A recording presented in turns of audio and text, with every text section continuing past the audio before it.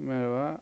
Bu videoda Scratch kullanarak e, bir tokmak yardımıyla kediye vurduğumuz zaman, rastgele zamanda çıkan kediye vurduğumuz zaman puan kazanma oyununu yapacağız. Örnek bu çalışmanın sonucunda çıkacak örnek uygulamamızda oynatayım size. Yeşil bayrağı bastığımızda puanımızı sıfırlıyor ve rastgele zamanda kediler çıkıyor. Bu kedilerden e, kafalarına tokmakla vurmaya çalışıyoruz. Boşluk tuşuna bastığımız zaman tokmağımız aşağı doğru hareket ediyor ve vuruyor. Ve kediyi vurduğu zaman puan kazanıyor. Örneğin şurada gördüğünüz gibi kedilere vurduğumuz zaman puan artıyor. Bunu yapacağız. Bunu yapmak için hemen bir Scratch uygulaması açalım. Hemen başlayalım. Bunda bu uygulamada en önemlisi kedinin o animasyonunu sağlamak. Veya başka bir karakterde kullanabilirsiniz kukla olarak. Ben kedi kullanacağım. Kedi çizim olarak bizim yapımıza uygun. Burada animasyonu vermek için kılıkları kullanacağız. O giriş çıkış efektini, o deliğe giriş çıkış efektini kılıklar yardımıyla vereceğim. Sadece ilk kılığa ihtiyacım var. O yüzden ikinci kılığı sildim. Ve 6 kılıktan oluşan bir animasyon oluşturacağım ben. Tabii ki ne kadar fazla kılık olursa o kadar daha güzel bir animasyon elde etmiş oluruz. Ee, Bunun için ilk önce kedimi biraz yukarı alıyorum. Ve sahnede her zaman görülecek olan siyah deliğimi çiziyorum. Ve içi dolu olacak. Şu şekilde bir delik uygun görülebilir. Ve bundan 6 tane çoğaltıyorum. 5 ve 6. Biraz yakınlaşayım. Kediyi her seferinde belli bir miktar aşağı indireceğim. Tabii ki şuradan üste çıkaralım ve deliğin üstünde olduğu görülsün. Kedimiz şu şekilde örneğin şuraya girmiş olsun, şuraya yaklaşmış olsun. Yavaş yavaş deliğimize yaklaştı. Bir sonrakinde deliğin içine ayakları girmiş olsun istiyorum. Bu nedenle ayakları önce silip sonra aşağı indireceğim. Silme işlemini daha sağlıklı yapabilmek için noktasala dönüştürüyorum çalışma ekranımı. Sonra silmek istediğim kısmı siliyorum. Örneğin şöyle bir silme gerçekleştirdik. Şöyle daha pürüzsüz bir silme yapayım.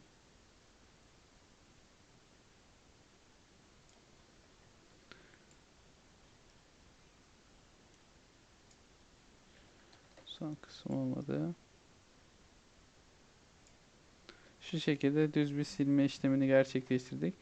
Sildikten sonra kedimizi seçip aşağı doğru sürükleyeceğiz ve o girmiş efektini vereceğiz. Şu an biraz daha deliğe girmiş gibi. Bir sonraki aşamada kafası kalsın istiyorum sadece. Yine noktasal üzerinde çalışacağım. Ve silme işlemini gerçekleştiriyorum. Şöyle tamamen silelim.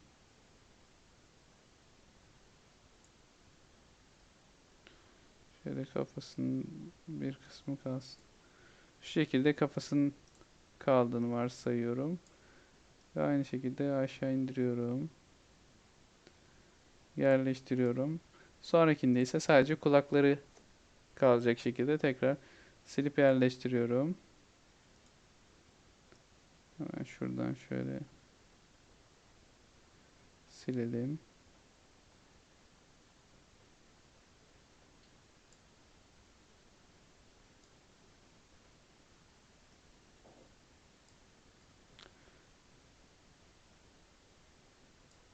Şu şekilde sadece kulakları kalmış şekilde de yerleştiriyorum. Ve sonuncuda artık kedimiz tamamen yok oluyor. Bu nedenle kediyi siliyorum. Ve e, kostüm altıdan geriye doğru ilerlediğimiz yani kostüm 1'e doğru ilerlediğimiz zaman kedinin delikten çıkma efektini sağlamış oluyoruz. Şu şekilde. Gördüğünüz üzere yavaş yavaş çıkmış oluyor. Bunun tam tersini yaptığımız zaman da kedinin geri deliğe girme efektini sağlamış oluyoruz şu şekilde. Bunları programlayarak kedinin girip çıkma durumlarını sağlayacağız. Bu nedenle kod bölümüne geçiyorum. Kod bölümünde oyun başladığı zaman, yani yeşil bayrağa tıklandığı zaman komutunu alıyorum. Bu olayla e, çalışmaya başlayacağız. Ve sürekli olarak bir iş yapacağız. Bu da sürekli olarak kedinin içeriden çıkıp geri girmesi. Bunun için görünümden şu kostüm altı kılına geçidi ilk başa koyalım. Yani ilk başta sadece deliğimiz görülsün. Kostüm altımız delikti. Sadece deliğimiz görülsün seçtik. Ve sürekli olarak bu çıkma işlemi belli bir sürede bir yapacak. Bu belli bir sürede biri koymak için kontrolden belli bir saniye beklemeyi koyuyoruz. Tabii ki bu süre rastgele bir süre olacak. Yani 4 saniyede bir gibi bir süre değil. Tamamen oyunun rastgele bir düzeninin olması gerekiyor. Bu nedenle işlemlerden rastgele sayı tutma taşımızı alıyoruz. 1 ile 10 arası rastgele sayı tut taşını aldık. Şöyle yakınlaştırdım. 1 saniye ile 10 saniye arasında bir süre belirleyip seçecek ve o süre zarfında çıkacak. Şimdi o çıkma işlemini yapmamız gerekiyor. Çıkma işlemini e, hem uzun yoldan hem kısa yoldan size göstereceğim. İlk önce yerden çıkmayı e, uzun bir şekilde göstereceğim. Sonra bunu nasıl kısaltabiliriz onu göstereceğim. E, En uzun yolu tek tek elimizle girmek. Örneğin şu şekilde kostüm 6'ya geç. Belli bir süre bekle. Bu da 0,1 saniye olsun. O animasyonumuz çok hızlı olmaması için. Ve bunu kopyalayıp şu iki taşı ekliyorum. Şunları ekleyip dörtlüyorum. Bir daha ekleyip altılıyorum. Ve buradaki kostüm isimlerini değiştiriyorum. 3, 2 ve 1. Bir konumumuz en yukarıda olduğumuz konumuz. Deneyelim. Bakalım çalışıyor mu? Belli bir süre bekliyoruz. Süremiz bekleyince gördüğünüz üzere kedimiz animasyonla yukarı çıktı. Şimdi bunun geri girmesini yapmamız gerekiyor. Bunun için şunu kostüm altı geri alalım. Geri girme efekti için de biraz daha kolay kısımdan yapalım. Birden 6'ya 5 tane kostüm geçecek. 5 defa tekrarla döngüsü oluşturuyoruz. Bu döngünün içerisine görünümden sonraki kılık taşını koyuyoruz. Ve kontrolden belli bir saniye bekleme taşını koyuyoruz. Yine 0,1 saniye beklesin her seferinde. Ve bu döngü çalışsın. Bakalım işlemlerimiz doğru bir şekilde çalışıyor mu?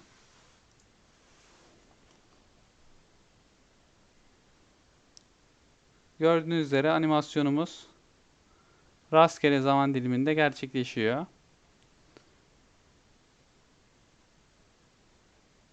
Gördüğünüz üzere tamamen rastgele, belli bir süre aralığında değil, e, belirsiz zaman diliminde gerçekleşiyor. Bu delikli kedi için, deliğin içinden çıkan kedi için kodlarımız hazır. Bunu çoğaltmak ve konumlandırmak kaldı geriye. Örneğin ilkimizi şu konuma koyalım ve biraz küçültelim. Çok büyük.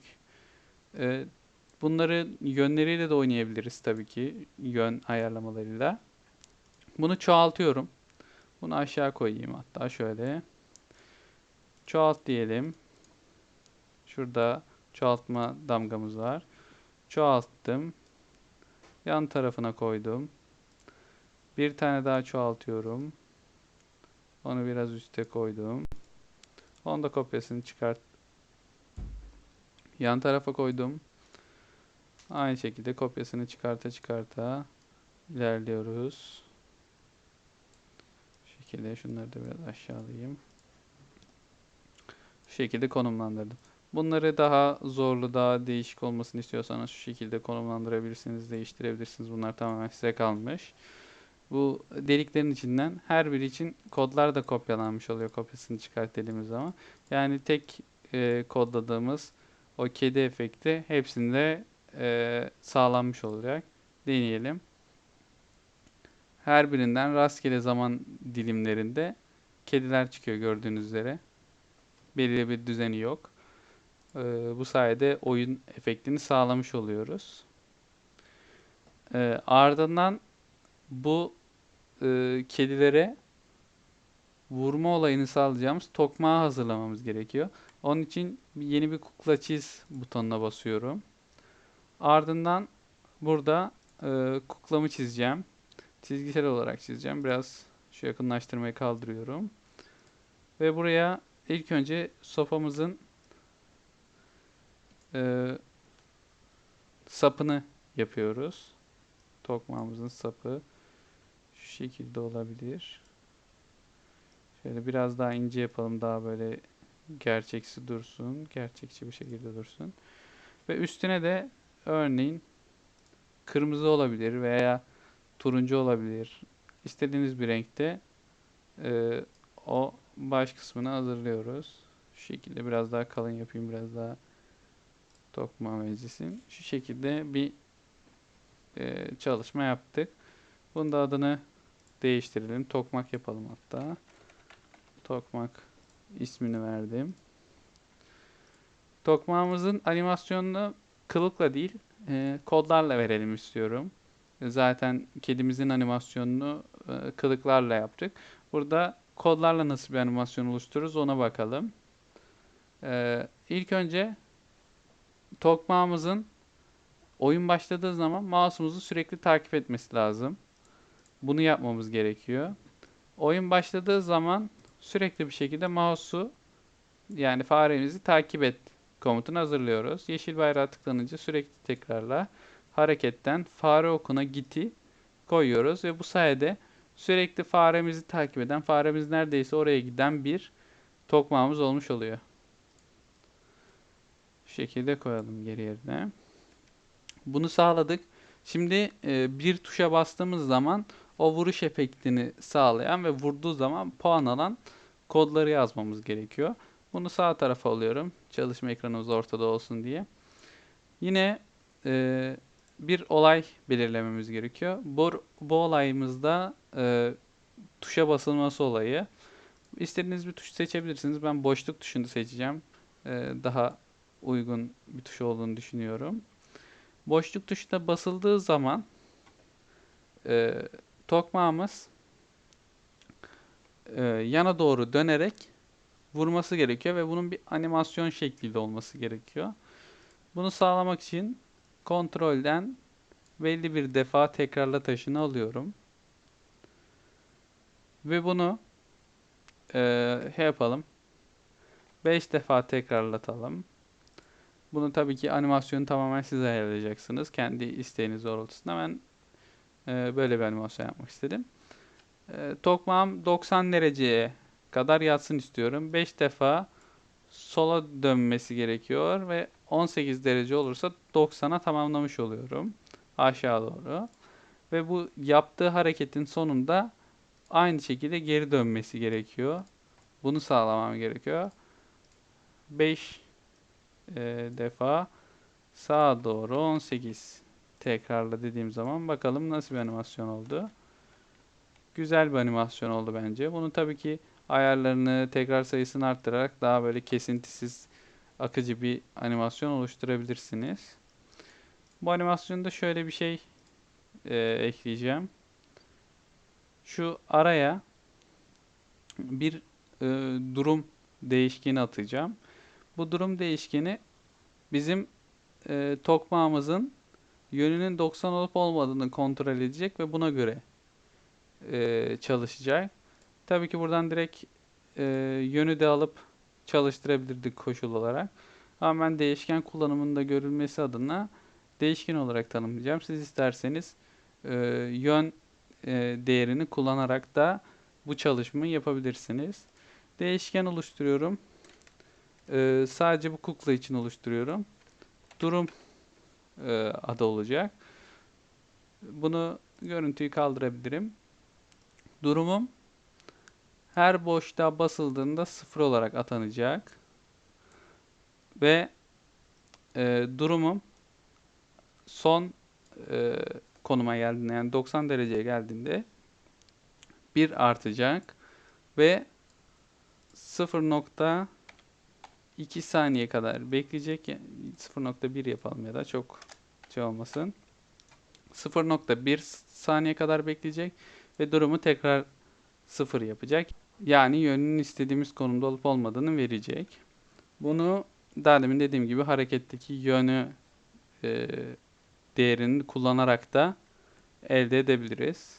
Bu şekilde gördüğünüz üzere tokmak yönü 90-180 şeklinde kontrol sağlanabiliyor. Bakalım, çalıştıralım, nasıl bir animasyon elde etmişiz.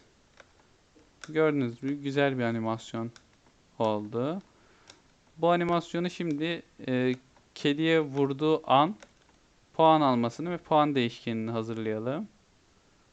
Bu şekilde durdurdum. Bir değişken oluşturuyorum bütün kuklalar için. Adı puan olsun. Bu puanımız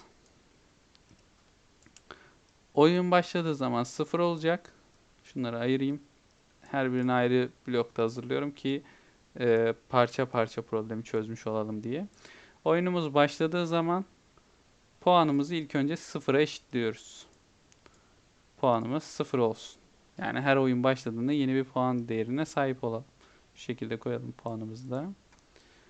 Ve sürekli olarak bir koşulu kontrol etmemiz gerekiyor. Bu nedenle sürekli tekrarla taşını koyuyorum ve koşul kontrolümüzü sağlayan eğer taşını koydum. Burada iki tane koşulumuz var. Tokmağımızın yönünün yatay olması, yani o vuruşun son anında olması. Bunu durum değişkeniyle kontrol edeceğiz biz. İstersek yönüyle de edebiliriz. İkinci olarak da tokmağımızın uç kısmının kediye değip değmediği. Bu ikisini tek koşulda kontrol etmek istiyoruz. Bu nedenle işlemlerden e, bu ve bu koşul sağlanması gerekiyor olan taşı alıyoruz. Bu taşın içerisinde sol tarafta durumumuzun değerini kontrol edeceğiz. Sağ tarafta ise bir algılama işlemi gerçekleştireceğiz. İlk önce durumumuzu test edelim. Durum eşitse 1'e, yani tokmağımız son noktasındaysa, zirve noktasındaysa. İkinci koşulumuzda renk renge değdi mi koşulu. Bu renklerimiz, birincisi tokmağımızın rengi. Şöyle üstüne getirip seçiyorum. İkincisi ise kedinin genel rengi olan şu turuncu renk. Bu iki renk birbirine değdiği zaman tokmağımız kedimize vurmuş olarak varsayacak ve puanımızı 1 arttıracak. Bunu hazırlıyoruz. Puanımızı 1 arttır ve belli bir saniye beklemesi gerekiyor. Bu da puanımız çok hızlı artmasın diye tokmağımızın bekleme saniyesiyle aynı olsun. 0,1 olsun. Hatta 0,12 yapalım. Daha sağlıklı bir sonuç elde edelim. Bu şekilde yaptığımız zaman oyunumuz stabil bir şekilde çalışacaktır. Çalıştırıp deneyelim. Puanımız sıfırlandı. Takip ediyor. Vurduğumuz zaman puanımızı alıyoruz. Gördüğünüz gibi. Oraya vuramadık. Vurduk. Bu şekilde oyunumuz çalışıyor. İzlediğiniz için teşekkür ediyorum.